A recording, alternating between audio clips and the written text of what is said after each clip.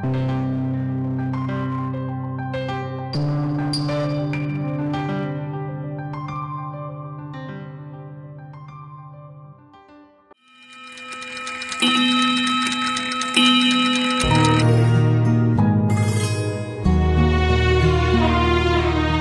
চার কথায় আমার সময় কেমন ছিল শোনো বলি, আমার চোখে দেখবে ফিরে হারিয়ে যাওয়া স্মৃতির গুলি।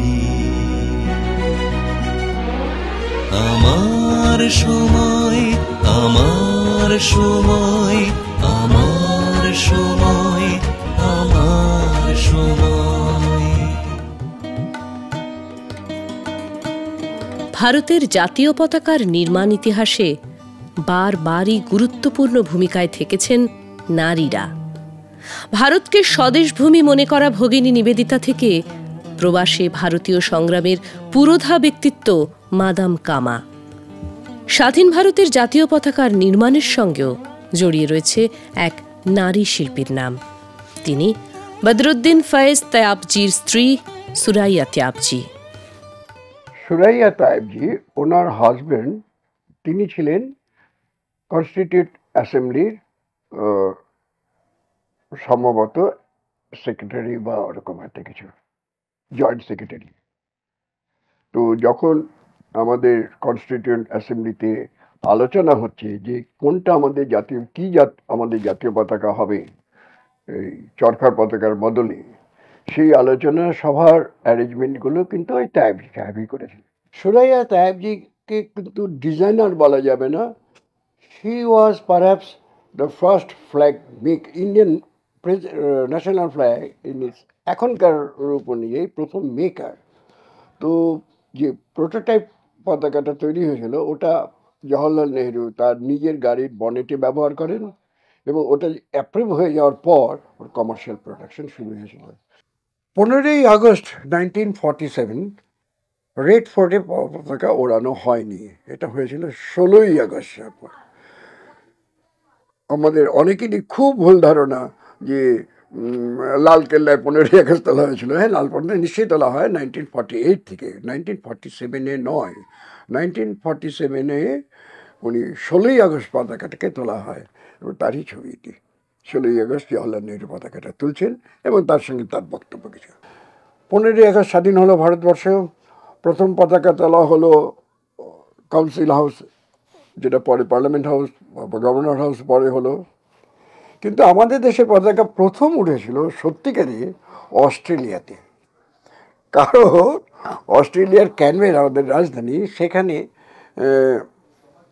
অস্ট্রেলিয়া ইস্ট অফ ইন্ডিয়া, ওদের ওখানে যখন 10টা বাজে তখন আমাদের বোধহয় সকাল 5টা। তা আমরা তো 9টা পর্যন্ত ওয়েট করছি, ওদের ওখানে তো 9টা বেজে গেছে।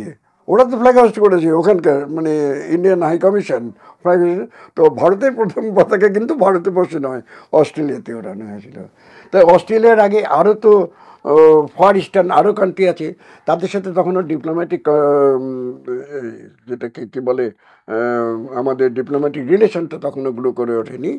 আর অস্ট্রেলিয়া এবং নিউজিল্যান্ড পারহ্যাপস একটা, ওদের একটাই, আমাদের মিশন একটা জায়গায়তেই ছিল। স্বাধীনতা এসেছিল ঠিকই, সঙ্গে এসেছিল দেশভাগের অক্ষয় যন্ত্রণা।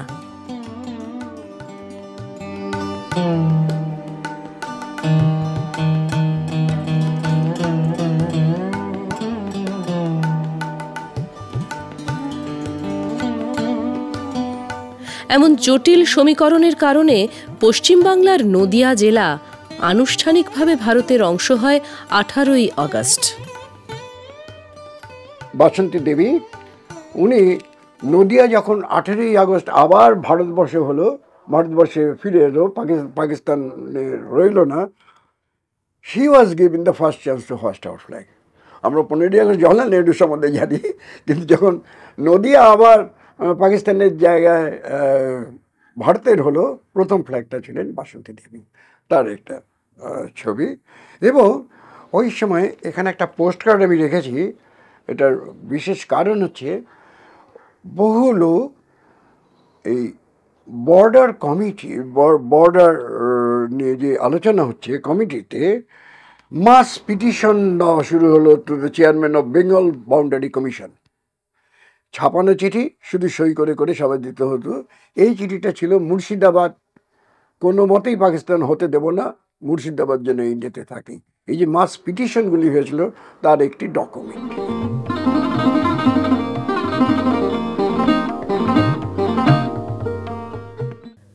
1947 সালের 22শে জুলাই দিল্লিতে গণপরিষদের সভায় আনুষ্ঠানিকভাবে গৃহীত হল স্বাধীন ভারতের তেরঙা পতাকা। সেই উপলক্ষে বিশিষ্ট রাজনীতিক ও কবি সরোজিনী নাইডু লিখেছিলেন একটি কবিতা। সে কবিতাটিও সযত্নে সংগ্রহ করেছেন তিনি। ভারতের প্রথম পতাকাটা কনস্টিটিউয়েন্ট অ্যাসেম্বলিকে প্রেজেন্ট করেন হংস মেহতা। উনি হংস মেহতা, এটা করার কথা ছিল সরোজিনী নাইডুর, কিন্তু সরোজিনী নাইডুর ব্যস্ততার কারণে এই প্রেজেন্টেশনটা করেছিলেন হংস মেহতা। স্বাধীন ভারতের ডাকটিকিট পরিকল্পনা যখন চলছে, প্রথম যে নকশাটি হাজির করা হয় তা আনুষ্ঠানিকভাবে গৃহীত হয়নি। স্বাধীনতার পরে বেশ কিছুদিন চিঠিপত্র আদান প্রদানের জন্য তাই জয় হিন্দ স্লোগান শোভিত পোস্টমার্কের ব্যবহার চালু ছিল। তা নিয়ে একটি অভিনব সংগ্রহ রয়েছে শেখর চক্রবর্তীর ঝুলিতে। এই হচ্ছে ভারতের প্রথম ডাকটিকিট, first stamp of independent India, 21শে নভেম্বর 1947। কিছু বছর আগে, এখন তো সবই সেলিব্রেশন হয়ে থাকে, প্রাইড অফ ইন্ডিয়া সিরিজ, ইংল্যান্ডের একটি সংস্থা ভারতের বিশেষ বিশেষ ডাকটিকিটগুলোর গোল্ড রেপ্লিকা তৈরি করে। দিস ইজ দ্যাট রেপ্লিকা, ওই প্রথম পতাকার প্রথম স্ট্যাম্পটা গেল রেপ্লিকা। সদ্য স্বাধীনতাপ্রাপ্ত ভারত রাষ্ট্রে নতুন জাতীয় পতাকার ব্যবহারও হয়েছিল হরেক রকমের। ডাকটিকিট, পোস্টকার্ড, বিজ্ঞাপন সবকিছুই নতুন রূপে সেজে উঠেছিল তেরঙায়। স্বাধীনতার প্রথম বছরে যেসব দেশলাইগুলি দেখা গিয়েছিল তার কয়েকটি নমুনা। কিছু কিছু লেভেল সেখানে নানা রকম অ্যাডভাইস এসেছিল যে আমরা তো স্বাধীনতা পেয়ে গেছি, কিন্তু আমরা কি ডিজার্ভ করি? যেমন এখানে freedom is here, let's deserve, একটা স্লোগানের মতন। তো সচেতনতা, স্বাধীনতা মানেই আমরা সবাই সব কিছু করবো তাই নয়, দেশের জন্য আমাদের একটা দায়িত্ববোধ থাকবে। যখন আমরা চরখা থেকে চক্রতে চলে আসলাম, যেটা কনস্টিটিউয়েন্ট অ্যাসেম্বলিতে নেহেরু প্রপোজ করছিলেন, নেহেরুর সেই ছবি, এটি একটা বিখ্যাত ছবি, এখন পার্লামেন্টে রাখা আছে। সেই ছবিটাতে একটা ডাকটিকিট বেরিয়েছিল, সেই ডাকটিকিট এই চরখা থেকে চক্রতে আসে। নিকো কেবল প্রথম থেকেই খুব জাতীয়তাবাদকে কত সম্মান দিয়েছিল তার বিজ্ঞাপনে, যে tricolour symbol that electrifies the nation. তো তিনটে কেবলগুলি পাশে রাখলে মনে হতো না। নিকো কেবলের এই বিজ্ঞাপনটা আমার কাছে খুব ভালো লেগেছিল, ভেরি ইন্টারেস্টিং, থটফুল। 15 আগস্ট 2005 সরকারি বিজ্ঞাপন। এখানে যে কোটেশনটা দেওয়া আছে, জওহরলাল নেহরুর কোটেশন, এই কোটেশনটা ইনফ্যাক্ট জওহরলাল নেহরু এটা বলেছিলেন 1929 সালে লাহোর কংগ্রেসে। ইউফোরিয়া বলতে আরেকটা বিজ্ঞাপন। নিজেদের প্রোডাক্ট সম্বন্ধে কিছু লিখছে না, এই যে কিছু লেখা আছে, এই যে টেক্সট, এগুলি কিন্তু ভারতের পতাকাকে নিয়ে। ওদের প্রোডাক্ট যেটাকে বিক্রি করতে চাইছে, প্রমোট করতে চাইছে, they have forgotten at least for a day তার বদলে জাতীয় পতাকাকে কিছু নিয়ে বলা। এটি আরেকটি বিজ্ঞাপন, এরা বলছে ইউনাইটেড ইন্ডিয়া। এদের ধারণা ছিল এই পার্টিশনটা খুব সময়, আবার আমরা দুটো দেশ এক হয়ে যাব। সো এবং তার একটা ওদের হয়তো কমার্শিয়াল ইন্টারেস্ট ছিল, ওদের অফিসগুলি না, কোনো অফিস লাহোরে, কোনো অফিস ঢাকাতে, কোনোটা মাদ্রাসে। সো দেশের ইউনাইটেড ইন্ডিয়া হিসেবে ওদের এই বিজ্ঞাপন। 15ই আগস্টের আরেকটি বিজ্ঞাপন, যেখানে ক্যালেন্ডারটাকে প্রাধান্য রেখে ওই ডেটটাকে হাইলাইট করে একটি বিজ্ঞাপন। শ্রী অরবিন্দের বন্দে মাতরম কবিতাটার ইংরেজি অনুবাদ পুরো কবিতাটি। দেখো এই যে বিজ্ঞাপনটা বার করেছে, কোথাও কিছু প্রোডাক্ট সম্বন্ধে কিছু লিখেছে, বন্দে মাতরম গানটা এবং তার পতাকাটা। এটা ওই দিনের খবরের কাগজের হয়তো 90টা বিজ্ঞাপনই তাই একশোর ভেতর, যে হয় দেশ সম্বন্ধে কিছু বলা বা দেশের পতাকা সম্বন্ধে কিছু বলা। নেহেরুজি 22শে জুলাই 1947 যিনি বক্তৃতাটা দিয়েছিলেন, তাতে কোনো একটা সময় প্রসঙ্গ বলেছে, নেহেরু বলেছিলেন যে আমি ভীষণ খুশি হব যেদিন দেখব ভারতীয় জাহাজগুলো পৃথিবীর নানান দেশে যাচ্ছে, নানান পোর্টে যাচ্ছে, আর আমাদের ফ্ল্যাগটা সেই জাহাজে পথ করে উঠছে।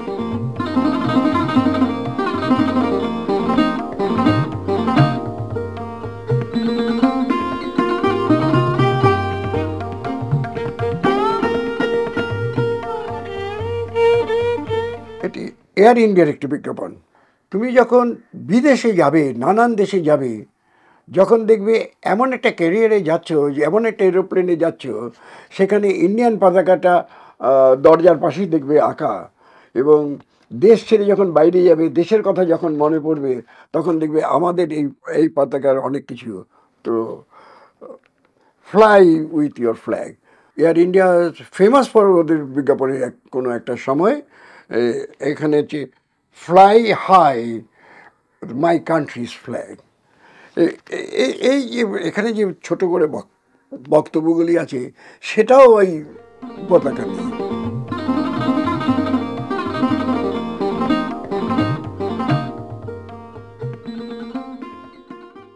One way of showing respect to our flag, ভারতের বা যে কোনো দেশের নিজেদের ফ্ল্যাগকে রেসপেক্ট দেখাবার একটা রাস্তা হচ্ছে সঠিকভাবে ফ্ল্যাগটাকে তৈরি করা। ফ্ল্যাগ সঠিকভাবে তৈরি করতে শুধু সাইজ নয়, মানে দৈর্ঘ্য প্রস্থ ঠিক হলেই হলো না, বা কি কাপড় দিয়ে তৈরি করবে সেটাও সব কিছু, যেমন খাদি কাপড় বা আজকাল তো যে কোনো কাপড় দিয়ে হতে পারে, প্লাস্টিক বাদ দিয়ে যে কোনো কিছু দিয়ে তৈরি হতে পারে, এমনকি মেটালিক ফ্ল্যাগ হচ্ছে। কিন্তু কালারগুলিকেও একটা স্ট্রিক্ট বলা আছে কীভাবে। গেরুয়াটা কী ধরনের গেরুয়া, গেরুয়ার অনেক রকম ভ্যারাইটি হতে পারে, সবুজের অনেক রকম ভ্যারাইটি হতে পারে, এগুলি সব স্ট্যান্ডার্ডাইজ করা আছে। এবং যারা flag, it is mainly for the flag manufacturers, যারা ফ্ল্যাগ তৈরি করে, তাদের গাইডেন্সের জন্য ইন্ডিয়ান কি বলে স্ট্যান্ডার্ড ইনস্টিটিউশনস, বা এখন ব্যুরো অফ স্ট্যান্ডার্ডস BIS, এরা একটা স্ট্যান্ডার্ড বার করে দিয়েছে যে you must follow this standard. This is our official shade for the গেরুয়া, অফিসিয়াল শেড ফর দ্য সবুজ, সাদার জন্য নেই, আর চক্রের নীল শেড, এটা অফিসিয়াল শেড।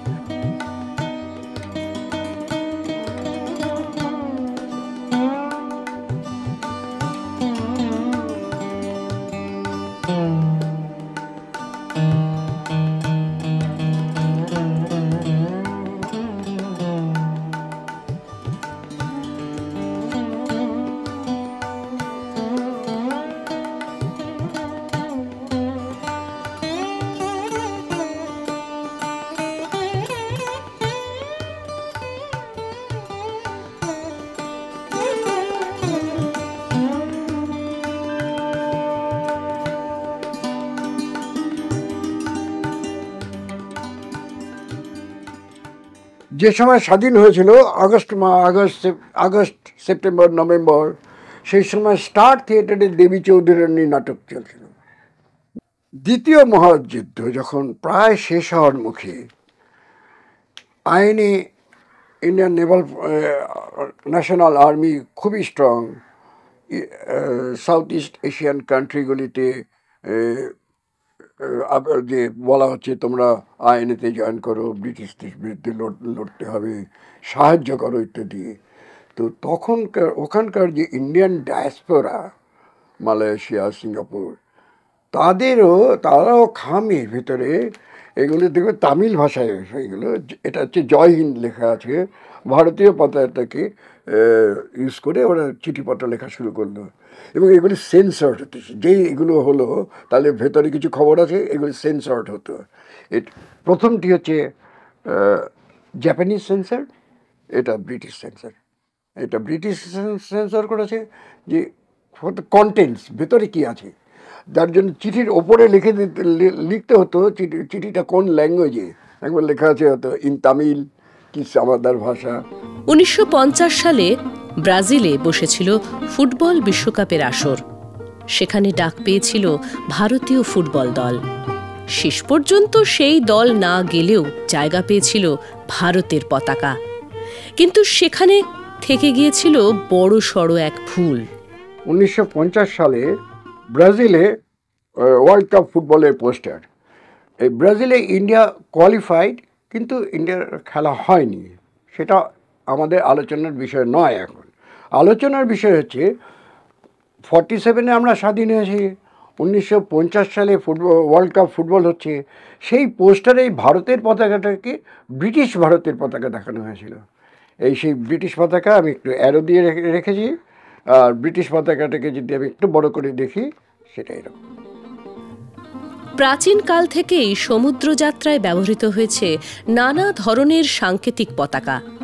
ভারতের জাতীয় পতাকা ছাড়া সেই বিষয়েও গবেষণা করেছেন শেখর চক্রবর্তী। যে কোনো কিছুর শুরুর পেছনে একটা কারণ থাকে। কারণটা ছিল যে কমিউনিকেশনের যে অভাব, কিছু কিছু ক্ষেত্রে যেটা কমিউনিকেট করা দরকার ইমিডিয়েটলি, যেমন কোনো একটা পার্টিকুলার জাহাজে হয়তো খাবার জল ফুরিয়ে গেছে, সমুদ্রের জল তো খাওয়া যাবে না, আর তখন সেই টেকনোলজিও ছিল না যে সমুদ্রের জলটাকে তুলে নিয়ে সেটাকে ড্রিঙ্কিং ওয়াটার করবো, সেই টেকনোলজি ওয়াজ নট দেয়ার। তো ওরা একটা পার্টিকুলার কোনো কালারের একটা ফ্ল্যাগ উড়িয়ে রাখতো জাহাজটায়। যদি কোনো জাহাজ পাশাপাশি যায়, দেখতে পায় ওরকম একটা ফ্ল্যাগ, সেটা হ্যাপেন টু বি চাইনিজ জাহাজ হয়, যে জানে কালারটার মানেটা কি বলতে চায়, তাহলে তারা একজন আরেকজনের হেল্পে আসতে পারত। বা কোনো একটা জাহাজে কোনো নাবিক বা কেউ একজন সাংঘাতিক অসুস্থ হয়ে গেছে, তার এক্ষুনি ডাক্তারকে দরকার, সে আরেকটা কোনো কালার উড়িয়ে রাখতো, যে যদি কোনো আরেকটা জাহাজ আসে সেখানে যদি কেউ একটু ডাক্তারির কিছু জানে বা হেল্প করতে পারে, তাহলে can come to our help. এগুলি সম্বন্ধে আমাদের জানা তারাই জানতে পারছে যারা এটা নিয়ে সাংঘাতিকভাবে গবেষণা করছে বা সেই সব দেশের সাহায্য পাচ্ছে। কিন্তু ছোটোবেলায় আমরা যে এই গল্পেতে পাই সিগন্যালিং, সেটা হচ্ছে পাইরেট ফ্ল্যাগের সিগন্যালিং। কালো রঙের ফ্ল্যাগ, দুটো ক্রস মাথার খুলি, এগুলি গল্পই। কারণ কেউ চাইবে না যে কেউ টের পেয়ে যায় ও আমাকে আক্রমণ করতে আসবে। সবাই তো রঘু ডাকাত নয় যে বলে করে আসবে। তো ওই যে পাইরেট ফ্ল্যাগ, এটা কতটা ঐতিহাসিকভাবে সত্য আর কতটা ইমাজিনারি এটা বলা খুব মুশকিল। But it is a very popular দিক যে অনেক পাইরেটের নিজস্ব ফ্ল্যাগ ছিল। এগুলি ছাড়া আরও কিছু কিছু সিম্বল, এটা অনেকেরই জানা যে পাইরেট ফ্ল্যাগ সিগন্যালিং হতো। কিন্তু অন্য যে সিগন্যালিং বেসিক যেটা বললাম, যেটা কমিউনিকেশন করবার জন্য বিটুইন টু শিপস। এবার পাইরেট ফ্ল্যাগ সম্বন্ধে যেটা বলা হয় যে ইফ ইউ সারেন্ডার, তাহলে 1/4 তুমি তোমার জিনিস রাখতে পারবে, 3/4 আমি কেড়ে নেব। আর যদি ইফ ইউ ডোন্ট সারেন্ডার, তোমার তো সবটাই কেড়ে নেবো এবং তোমাকে প্রাণেও মারবো। যদি প্রাণে বেঁচে যেতে চাও তাহলে সারেন্ডার করো, 3/4 আমাকে দিয়ে দাও, 1/4 নিয়ে তুমি কাটো। আমি সবসময় ওনার পেছনে থাকি। উনি যখন কাজ করেন আমি অন্যান্য কাজগুলো করে ওকে সাপোর্ট দিই সবসময়। এইরকমভাবেই চলছে। এবং আমি আমার যতদিন ধরে বিয়ে হয়েছে তার আগের থেকেই উনি এই সংগ্রহ নিয়ে কাজ করেন আর কি। আমরা সারনাথে গেছিলাম গত 2 বছর হলো। তখন ওই অশোকা চক্র, যেখান থেকে আমাদের ন্যাশনাল ফ্ল্যাগে অশোকা চক্র এসেছে, সারনাথের ওখানে কাউকে ছবি তুলতে দেওয়া হয় না। কিন্তু হ্যাপেন টু বি বম্বে থেকে একজন ভদ্রলোক এসেছিলেন। উনি সম্ভবত হিস্ট্রির হেড অফ দ্য ডিপার্টমেন্ট। উনি বেশ কয়েকজন বিদেশি ভদ্রলোক ভদ্রমহিলাদের নিয়ে এসেছিলেন, যাদের উনি ওখানে দেখাচ্ছিলেন এবং সেখানে ক্যামেরা করা হচ্ছিল, ছবি তোলা হচ্ছিল। তখন উনি যখন গিয়ে পরিচয় দিয়েছেন যে আমি এরকম এরকম কাজ করি, আমারও একটু এই ছবিটা দরকার, তখন উনি রাজি হয়ে গেছিলেন। ফ্ল্যাগ কংগ্রেসে আমি লন্ডনেও গেছিলাম, পুরো অনুষ্ঠানটাতে আমি ছিলাম ওখানে, এবং ওখানে উনি খুব সুন্দরভাবে বক্তৃতা দিয়েছিলেন।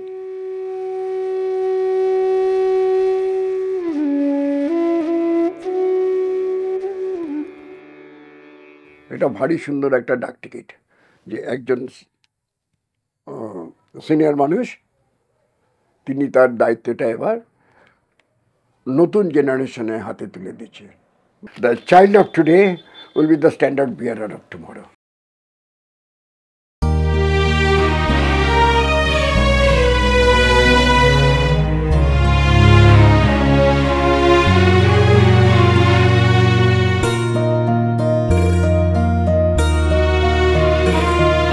সাদা কালোর সেই দুনিয়া যা লেখা নেই ইতিহাসে, অতীত ছুঁয়ে সময় আমার বসবে এসে তোমার পাশে।